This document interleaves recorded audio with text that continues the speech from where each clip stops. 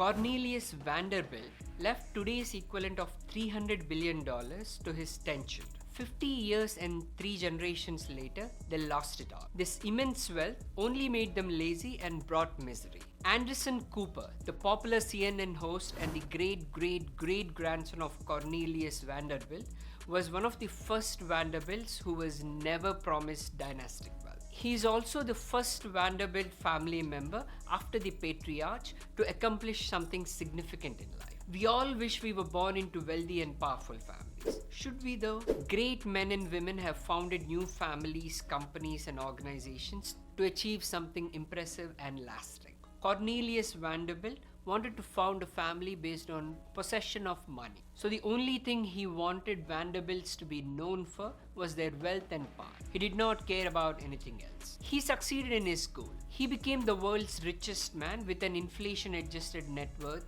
equivalent to something like $300 billion at the time of his death. More than Elon Musk is worth today. But he did not create a great family lineage as he wanted to. By 1973, when 120 Vanderbilts came together for a reunion, there was not a single millionaire, let alone a billionaire in attendance. The fascinating story of Vanderbilts provides an invaluable insight into the psychology of wealth. It shows the difference between being rich and being wealthy, and why we should aspire to be wealthy, not rich. Most of us struggle with these insights. The Vanderbilts are just an extreme example of that. Rich means you have cash to buy stuff. Wealth means you have unspent savings and investments that provide some kind of intangible and lasting pleasure. Pleasures such as independence, autonomy, and controlling your time. And doing what you want to do, when you want to do it, with whom you want to do it, and for as long as you want to do it. If you see a Ferrari driving around, you might assume the owner of the car is rich. But the only data point you have about their wealth is that they have $100,000 less than they did before they bought the car, or $100,000 more in debt. That's all you know about the person driving around in a Ferrari. Wealth is what you don't see. Wealth is the nice cars not purchased, the diamonds not bought, the expensive watches not worn, the clothes foregone, and the first class upgrade decline. Wealth is financial assets that haven't yet been converted into the stuff you see, so that you have the freedom to control your time and pursue your passions. What's fascinating about stories like the Vanderbilts is, though they were the richest people on earth, by above definition, they were some of the least wealthy. George Vanderbilt, grandson of Cornelius Vanderbilt, spent 6 years building the 135,000-foot Biltmore house with 40 master bedrooms and a full staff of 400. But he spent little time there because it was, in his words, utterly unaddressed to any possible arrangement of life. The house cost so much to maintain, it nearly ruined Vanderbilt's. After his death, George Vanderbilt's widow had to sell approximately 86,000 acres, 350 square kilometers of the Biltmore property, or 90% of it, to pay tax debts. And the house was turned into a tourist attraction. In 1875, an op-ed said, "Socialites devote themselves to pleasure regardless of expense." A Vanderbilt responded that actually they devote themselves to expenses regardless of pleasure. It was a game that couldn't be won, so everyone lost.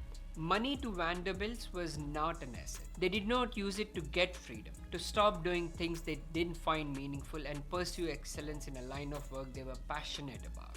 It was more of a social liability, indebting to status-chasing life that left most of them miserable. Anderson Cooper, like I said, was one of the first Vanderbilts who was never promised dynastic wealth. It may have been a blessing. This is what he said of his inheritance. No good can come of imagining a life of living in palaces and connected to the Vanderbilts. It just didn't seem like a recipe for a good life or a happy life. A lot of the Vanderbilts said it sucked, the money they got, it sucked the initiative they might have had and kind of led to this life of isolation and sadness in many ways. It was like he was the first Vanderbilt to be set free. Wealth is an asset only if it gives you the freedom to do what you want in life. And wealth will free you only if you don't spend it. Wealth is what you don't see. It's not how we normally think about it. It's something that we need to learn. We need to be told that. When singer Rihanna nearly went bankrupt after overspending and sued her financial advisor, the financial advisor responded, "Was it really necessary to tell her that if you spend money on things, you will end up with things and not the money?" When most people say they want to be a millionaire, what they actually mean is, "I'd like to spend $1 million."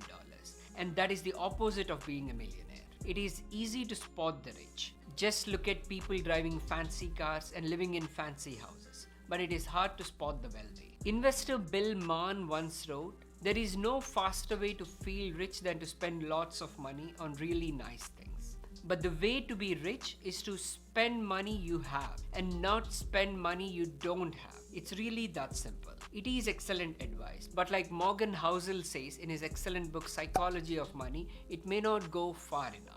The only way to be wealthy is to not spend the money that you have. It's not just the only way to accumulate wealth, it's the very definition of wealth. Cornelius Vanderbilt might have known how to build a successful railway company, but he did not know the art of founding a family. The wealth he earned and passed on to his children, grandchildren, and great-grandchildren did not bring any happiness, and certainly not greatness to them. In fact, it caused a lot of bitter feuds, fragile egos, and impossible expectations. The billions of dollars his heirs had became a liability. If you like this video, I recommend you watch this one. That video is about why having an internal scorecard is essential for personal finances and why seeking external validation can hurt you. I'm Sharat Mantravadi. Thanks for watching.